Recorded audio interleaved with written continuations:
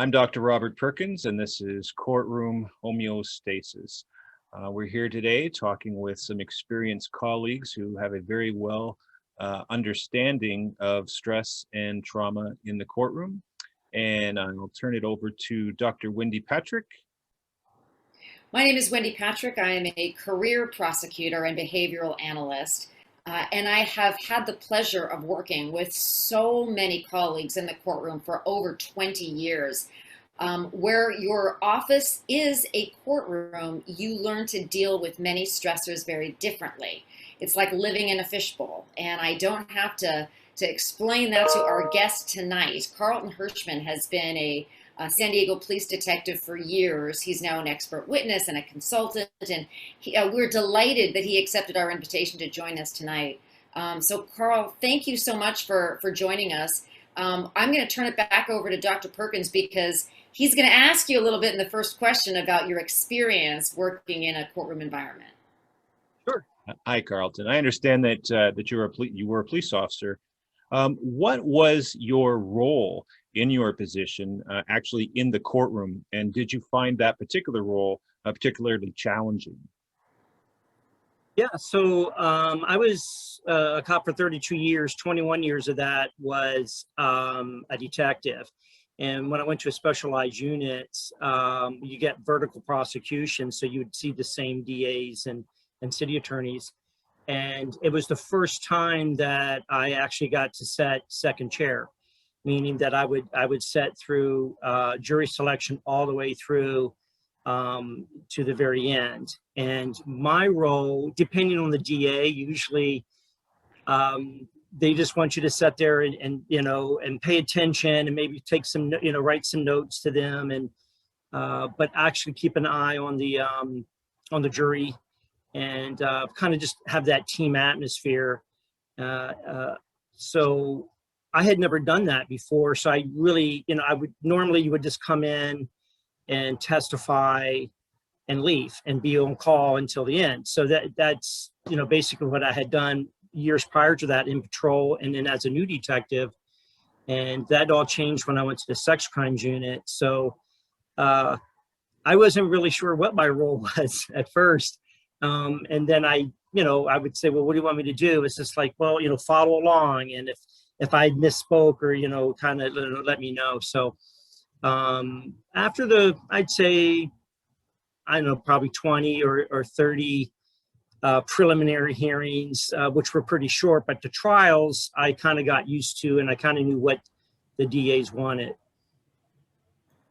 So Carl had a little bit of a reputation as very persistent with his cases, which meant necessarily becoming invested both legally and emotionally. And Carl, I want to ask, you've had so many different courtroom experiences. Were there certain types of cases that you found more difficult to listen to than others, and why?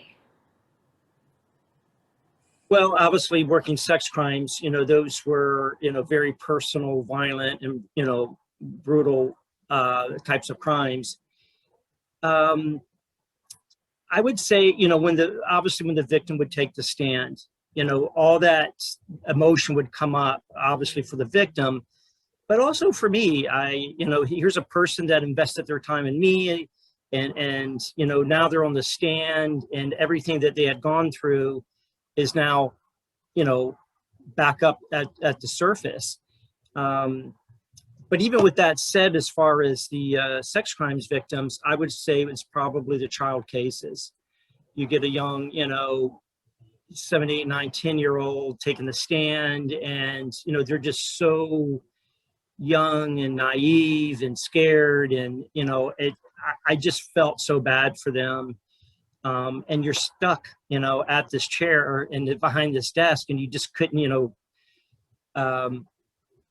do anything for them, especially if you had, and Wendy, you and I worked enough cases where there was this handful of defense attorneys that were not kind to our victims.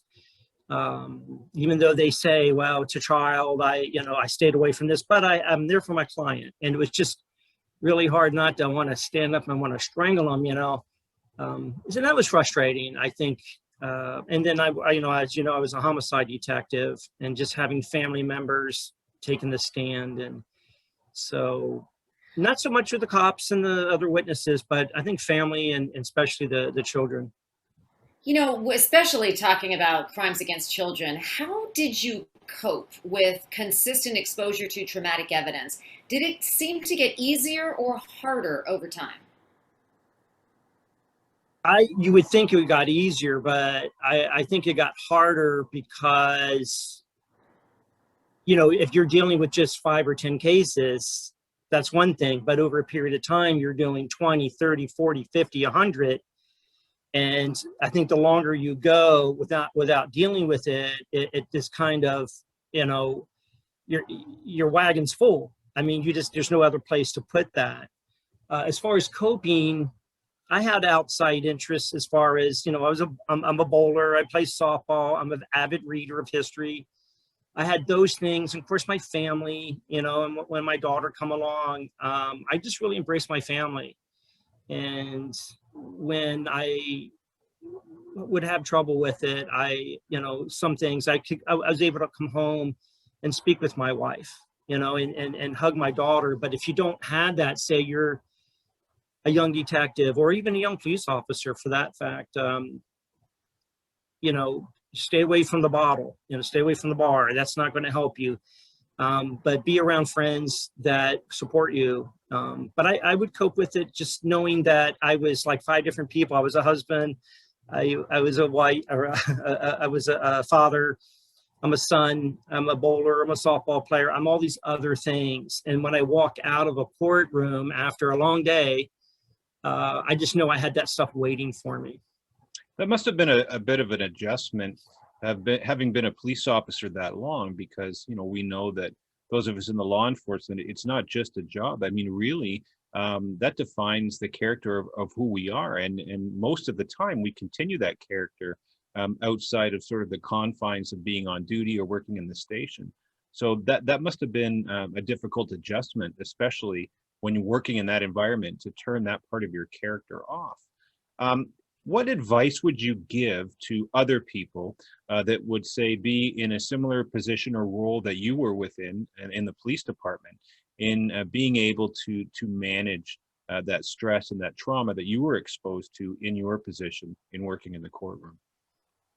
Well, the first thing I would say was not to keep it to yourself. I mean, if you're not, and I hate to use the word problem, but if you are having difficulty dealing with, you know, that rigor of going in and reliving that homicide scene, or watching your sexual assault victim, you know, literally pass out, you know, on the stand due to stress, you know, talk to someone. And cops are notorious for keeping things inside, and they're the tough guys and girls, and, you know, we don't reach out. And the other part of that is seeing, you know, a colleague. You see somebody that is having difficulty, you know, they had been in court all day and they come back and I'm like, yeah, remember that shooting? Remember this homicide scene? Yeah. They may not say it, you know, like, I need help. They, you know, they probably don't need help. They just need support. And, you know, reach out to them. Don't be silent. Don't be a bystander, you know, help them.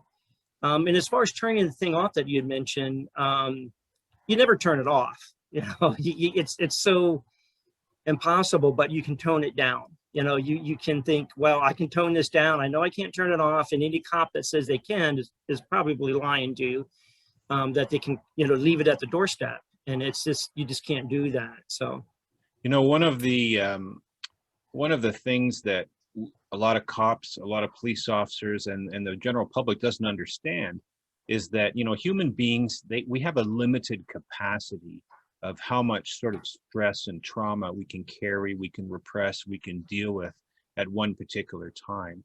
And when that capacity reaches its limit, you know, many times we refer to that as the law enforcement bucket.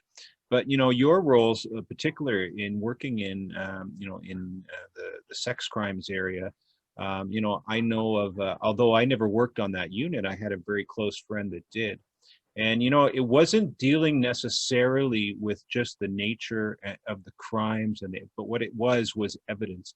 And that's that whenever they would seize evidence, specifically had a lot to do with hard drives and computers, the law required them to watch every single second of video, look at every single picture. And, you know, that becomes an overload situation. And, you know, one of my colleagues, when we were talking about it, he just says, you know what, you can have all of the best sort of mental health practices in place, but he says there's no water hot enough to wash that residue off of you. And you know, that can be a very difficult thing, particularly in that particular type of unit.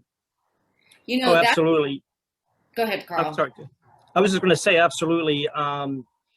When we would do search warrants, we would have to, you know, when we, the early 2000s, they were all like VHS tapes, and then it got to be disc, and then it got to be thumb drives. And we would actually got paid overtime on the weekends to come in and go through that stuff. And I, you know, people that, you know, is on the department and have never worked a sex crimes unit, they're like, oh, you get paid to come in and watch pornography? And it's like, yeah, you think it's cool, but it's not, you know. And then it's not pornography, it's, you know, it's children, and it's bondage, and it's, you know, zoophilia, the animal stuff. It's all this stuff that people watch, and that had shocked me, you know. And I thought you couldn't shock me after so many years as a cop, but when I went to the sex crimes unit, I was like, really? But yeah, and that's why the average sex crimes detective, 18 months to about 2.5 years at the most, are out. I was there 10. But I just was able to handle it, you know, pretty much, because I did have a process that I did go through. But yeah, very tough unit. I talk about all over, speaking specifically law enforcement stress on trauma incurred by people that work on the sex unit. And one of the recommendations that I put forward was that, you know, that should be a tenure of no more than 3 years. And you know, the problem is that, you know, some people get so good at it, they're good at prosecuting, and they're hungry to put these predators away. It's very hard to tear them away from something that's going well. But really, I don't believe the tenure should be more than about 3 years. And then if you want to go back, I think you'd have to wait about like 5 years. We really need to put some of those sort of checks and balances into place, understanding that there's only so much that a person can take until they're going to reach a breakdown point. You know, it's also a great point, because it's the staff, the support staff we work with, that also has to look at all of the same evidence. And like Carl, I spent almost my whole career prosecuting sex crimes. There were rotations in theory, but because of, I think, what both of you have acknowledged, not in practice, because once somebody gains that level of expertise and seems to be okay, isn't that what we say? Well, they don't seem to have a problem prosecuting these cases for year after year. So Carl, I'm going to ask you a little bit. Robert queued this up by talking about there's no water hot enough that can quite wash away what you're forced to see. And I have the advantage of knowing you're married to a prosecutor. So when you go home, you actually have a sympathetic ear regarding what your day was like. But I know you like to bowl and spend time with your daughter and all the rest. I wonder if there is, after a particularly trying day in court, emotionally, are there any specific ways in which you choose to unwind? Maybe something that is might be of help to somebody watching that you might not think would be as helpful as it is. Yeah, sure. I you know, the end of the court is, you know, 5 p.m., right? And then you're another half an hour, you know, get straight home, eat. I would take a detour. I would take, you know, maybe go grab a cup of coffee and just be by myself. And if it's sitting in my car or sitting in a coffee shop, you know, these days we have to sit in our car. I just found that it was easier to unwind. I didn't, you know, check my emails. I didn't do anything. I just sat there and kind of played back in my mind the day, you know. So I just didn't go straight home. And for some reason, that just helped me to be able not to have it, you know, at the very top, you know, as I walked in the door, and I'm still thinking, or, you know, thinking about it, especially if that day there was some, you know, some pretty rough evidence that I hadn't seen, say, in a few months or a year, or sometimes a year and a half later, and it kind of just kind of washes back up. You know, and not every single day in court's bad, but those days that, you know, that 10-year-old takes the stand, you know, that's a bad day. So, you know, in the pressure of yourself taking the stand and possibly losing the case because of something you said or missaid or whatever. I mean, just in the same way with the DAs, the prosecutors, that, you know, because if you lose a case, you lost the case. Okay, it's not anybody else. You lost the case. So with all that kind of that pressure, and then knowing you got to go back the next day, you know, if you had a bad day the day before. So I would just take time for myself. You know, like I said, grab a cup of coffee or something. You know, sometimes I always kept a book in my car, you know, that I was reading. So I would just find a nice place, read for about 30 minutes. My wife, I tell her, hey, I'm going to be home a little later. And she knows. She would know. Carl, I have a very practical follow-up. Do you drink regular or decaf after a long day in court? I have heard some people that say a stimulating cup of coffee is just what they need to boost their mood after a particularly rough day. I've heard the opposite too, that it has to be a cup of herb tea because I'm already so worked up. What do you do? Decaf is for non-coffee drinkers. I like caffeinated. It does boost me up. I didn't sleep much anyway, but you know, the herbal tea or whatever is right before you go to bed. But yeah, I get coffee, get that second boost, and yeah. You know, that's a very good question, Wendy, and we know that primarily police officers, we can classify them as adrenaline junkies. They like the aspect of the job, and the human stress response is triggered by one of two things: what we call a psychosocial event, which is an exciting situation, but then there's also a biogenic stressor. And the biogenic stressor, when induced, produces exactly the same effect as if we were subject to a stressful or an adrenaline situation. And guess what? One of the number one biogenic stressors is? It's caffeine. Carlton, you know, the number one cause of death of police officers in North America is suicide. You know, that's been a consistent figure for decades. It's double all of the other line of duty deaths. And within the last decade, there's been a lot of a greater awareness in regards to law enforcement stress and trauma and sort of mental wellness within the police department. But, you know, given how many years you put into the department, if you kind of look back before sort of the last decade, did people that you work with, did they talk about the stress and the trauma that they experienced in the job with each other or to you? No. And still, with all,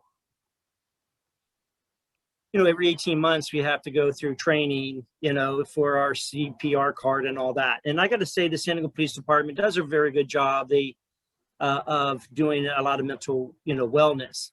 But it's like, you know, you can lead a horse to water and you can't make them drink, you know. So I just think it's just this instilled in a lot of cops that you don't talk about it. Now, you know, in 32 years, I've lost 14 friends due to suicide. And, you know, so about every 2.5 years, you know, about every, should say a little less than 2 years, we'd lose a friend. And we'd all come together and, hey guys, we need to speak up. And then once, you know, 6 months rolls back, it just goes right back to where it was. And, you know, these guys that work peer support, you know, they take a lot on themselves, but they get, you know, they get very little training. But there's the stigma that cops think that if you reach out or ask for help, even amongst friends, that people are going to talk behind your back, or they're going to take your gun and your badge, and you're going to be, you know, what they used to say, you know, the rubber gun squad. And I just don't think law enforcement has been able to overcome that. And unfortunately, again, you know, you can give them all the tools. If they just don't use them, they don't use them. And here's my solution, if you will, or at least what maybe they could, you know, you could try is on the squad level, right? Your partner, you know, they're going through a divorce, or they lost a kid, or, you know, they were in a shooting, or whatever it may be, or they're just burnt out, you know, reach out to them. Don't wait for them to reach out to you. You need to step up. You know, we tell our young people, you know, to don't look away, step in. If there's a sexual assault about to happen, you know, do something. And you know, I've done that a couple of times, and every single, well, more than a couple, but every single time that particular officer or detective has thanked me, just thanked me. And I tell you, divorces are just financial backbreakers, and you know, we have a lot of divorce, you know, a high divorce rate. And what happens when somebody goes to a divorce? They all, you know, hey man, hey, did you get the house? You know, it's all jokes, because, you know, as you know, cops, everything's humor, and that's fine, but it has its place. But come on, I mean, if you really think your friend's in trouble or might be in trouble, you know, hey, reach out to them before they're not going to reach out to you. Peer support has been proven to be the most successful element in the field of trauma intervention, even beyond professional mental health services. I agree. Looking back at some studies that were done by Boscarini and his colleagues in after the World Trade Center, they analyzed many emergency services personnel that were suffering from stress and trauma, looking at those that were getting support from peer support groups versus those that were getting support from mental health professionals. And what they found was the individuals that were getting that support from their peers versus mental health were impacted much greater. And so really the first line of response in dealing with this certainly is our peers. Now you've touched a little bit on it, but you know, we know that people didn't talk about it. We knew that it exists. What education and training did you get going into the job to help you deal with this stress and trauma? Academy? Really at any level, either at academy level or post-academy. Well, I went in academy in 1986. I got zero. It was one of those, hey, if you're having a problem, go talk to, you know, this office down the hall. That's it. They've gotten a lot better. Now I had taught at the academy. They do now a lot more than they did before, but again, it just goes back to, you know, it's up to the officer to step forward. Now they had this, and I'm not sure 100% how it works, maybe you do, where if you take too much vacation, you take too much time off, if you're going through a divorce, if you just went to a new unit, if you work at a homicide unit versus, say, auto theft, that there's a score that they give you. And if you go above this certain score, something is sent to your immediate supervisor. Well, actually from your captain, lieutenant, and then your sergeant. And then your sergeant or lieutenant takes you alongside, sets you down, and kind of evaluates you. I think the first time I got pulled in was like I'm going to say 2012 maybe, or 2013. And that was because I was taking a lot of time off, but I had saved so much time, I had to use it or lose it. So, and I'm like, Sarge, you know, I'm taking time off because I'm going to lose it. He goes, I know, but we have to do this so I can send a thing back in. How I don't know if you've ever heard of that, or I have. I think that what they're looking, and it is a great concept. But I will tell you, in dealing with police departments all over Canada, United States, that is an exception in a department than the rule. You know, when you get into some of these larger metropolitan departments that have, you know, anywhere from, you know, 7, 10, 15, 20,000 people, that could be multiple full-time jobs just to keep track of that. And so I know that there is a drive for technology to want to just to sort of do some of those checks and balances. How effective that is, well, anything is better than nothing, but you really hit the nail on the head, is the fact that we're not giving our officers at the academy level the skill set that's necessary. You know, we train them on how to fight, we train them how to use deadly force, how to de-escalate, but we don't train them on how to defend themselves against the #1 cause of death, which is suicide.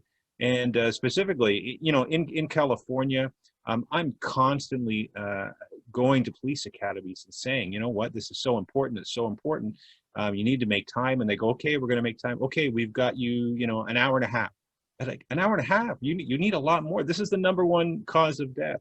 So, you know, we've raised the level of awareness, but now we really need to put that into practice, and it needs to be a priority, not just someone that's just giving in, saying, okay, well, you know, we're going to give them this stress management, or we're going to give them this. This is a life-saving skill that is equal, in my opinion.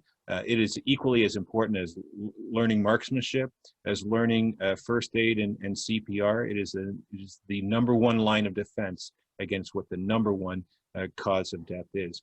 But given what you've said so far, so did you observe others that you worked with that were sort of not dealing with stress and trauma, perhaps as well as you were? And how did that make you feel? That you weren't dealing with it as well as I was? Is that what you said? Correct. Yeah. Oh, yeah. Yeah. Oh, definitely. You know, and I was the type that I would reach out to them. And I would say, I mean, I didn't do that until probably my last 10 or 15 years in. There was a couple things that happened to me that kind of woke me up to do, you know, to reach out to them. You know, I felt that you could only, you know, I'm going to say push, but at least approach someone, and you just want to sit down and talk with them. And I've had that discussion with at least 2 people who really pushed back on me and got upset at me. You know, hey, you know, who do you think you are? And these were friends of mine. Okay. We were colleagues and friends of mine. And they were like, you know, Carl, you don't know everything. And who do you think you are? You know, I'm fine. And I'm like, I'm not. They were afraid I was going to go tell somebody. I'm like, tell them what? I don't even know that there's a problem. Now I do. You know, I think there is, but it just really made me sad. Now, both of those people were, you know, later on to be, you know, fine, or at least I thought they were fine, and, you know, they came back to work and stuff. But it made me feel small, like I couldn't help my friend. You know, it made me feel I wasn't in control. And these are 2 great cops that they would have done it for me, you know, but for me to reach out to them, and obviously it didn't, you know, upset me. I understood, you know, kind of where they were coming from. I never had anybody ever reach out to me, even though I had gone through stuff. You know, I in my earlier career, you know, a good friend of mine was shot in the head. I stood over his body, and I mean, it was just, you know, it was devastating. I was fine that day. I was fine the next day. And it was like 48 hours later, I was in a fetal position on my living room floor, you know, crying my eyes out, and my heart was pounding. You know, police officers, firefighters, paramedics, they're not immune to the typical visuals and reality of trauma. But what they have the ability to do is to temporarily press pause on those emotional responses, the physical responses, and even the psychological responses of dealing with an extremely traumatic situation. They've disciplined themselves to be able to do this, to be able to, you know, to step up and do that. Where a normal civilian probably couldn't do that. You know, the problem sometimes is, though, they get so good at operating with that pause button on, it just stays on. It stays on for a long time. And when that pause button is on, we're not getting any of those normal signals of distress that the body gives us when we become overwhelmed with traumatizing things. And there's a misconception that, hey, I don't have any bad feelings, so, you know, everything's okay. as an employee, can you tell me specifically what your employer told you where they said, Carlton, listen, we understand there's stress and trauma in your job, and here are the resources that are available for you when you need them? Yeah, so, there's two places they direct you to. One's called Focus, and it's it's like a therapist or a psychologist situation. And then the other is you need to contact, we have a medical unit, which is really one sergeant. They call it a medical unit, but, go down and get resources from that, from them. I mean, they point you in the right direction, but they don't hold your hand and go down there. Now, I would, there's a difference, and I think this too, where if you do something just, crazy, you would do attempt suicide, or you go after somebody, you just do something so over the top, yeah, they're going to step in. It's that, like you were saying, that pause button, you hit it and nobody really knows, unless they're really paying attention, where they don't step in, or Right. they, or they can't, or I guess, I don't know, but yeah, those are the two. You either go to Focus or go over to the sergeant over the medical unit, and they'll give you some pamphlets. And that's the thing, even when, sometimes that emergency light will go off and they'll get directed either to see a departmental mental health person. I mean, when that pause button is on, police officers are very brilliant and skilled at giving that psychologist that's sitting across the desk for them all of the answers that they know the department wants to hear, because the biggest fear of actually being forthcoming and saying, I can't sleep, or I'm just having these weird sort of feelings. So you're right, they're going to take their gun away, they're going to take their badge away, or they're going to be labeled as someone that is sort of weak and broken, when really they're just a human being that was subject to an abnormal amount of stress, and what they're experiencing is a normal reaction to that situation. So we really need to do a job at explaining that when people find themselves, they're not broken, they're human beings, and that's actually a very positive sign when that happens. Again, it's like the check engine light coming on in the car. Doesn't mean you throw away the car, but it is saying that, there is something that needs some attention, and we need to make sure that we take it to the place where it's going to get that attention and restored so that we can resume our optimal function. Carl, I have a very practical follow-up. It seems like what I'm hearing from both you and Robert is the reality that you can't just hit pause, but part of the analysis you go through when someone has been through a trauma is we say, oh, you need to take some time off. You mentioned that you were taking time off not because you necessarily were traumatized, but you were losing vacation time. Who would want, in our line of work, nobody wants to lose a day, an hour vacation time. But I meant to follow up. How do you spend your vacation time? How do you find what's the most refreshing way to spend your vacation time? Is it a staycation where you work on projects around the house? Or do you, see, I know the answer because you and I both love cruising. Do you go to some exotic location and genuinely try to unplug temporarily from work? Yeah, so there's two types of vacations for me. The quick getaway, be in San Diego, you run up to Las Vegas, or, look up to Big Bear. And for people listening to this, that's right outside of LA. It's just a little, skiing community. So there's little quick getaways. We probably do like 3 or 4 of those a year. The bigger vacation, if you will, would be, say, a cruise, or, a few years back, I went to Europe, and so, those bigger ones, but they both have its, the pros and cons. The short ones are not long enough, and the longer ones are too long. Because my last 3 days of my cruise, I'm like, when I get back, I got to do this, and I got to do that, and but I do feel, I have to say, rejuvenated. At some point, I do feel that. But sometimes, when it's just like, Carl, you're about to lose 40 hours and I have nothing planned, I'll stay at home and I'll find things to do. Probably my last couple of days, I'll start typing on my reports, and my wife's like, stop it. Yeah, but it's hard to get away from that. But I do like the cruising. I do look forward to that. I don't like spend too much time on an airplane. As you know, you and I speak all over the nation, and jumping on planes and jumping off planes are not fun. It's the traveling part. That part of the traveling is not fun. But I just teleport me, get me there, get me on the beach, and I'm fine. Do you find, and Robert, I'll share with you, not only do Carl and I like cruising, we take the same cruises right after each other. So we'll be emailing, I see the ship coming in, he and his family get off, and my family get on. That's happened several times. But one of the things about cruising, about planes, that is very anxiety producing to type A's like me is the loss of internet from some period of time where you might be needed. Do you find that harder to deal with at the beginning of a trip? Do you somehow ease into it? Or as you've just pointed out, after having been unplugged for a couple of days, does that anxiety come back and cause you to jump back into work when you're still supposed to be recharging on vacation?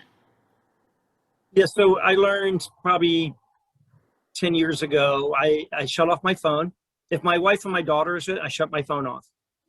Now, as you know, my mom's elderly, so I'll just tell her to, call my wife.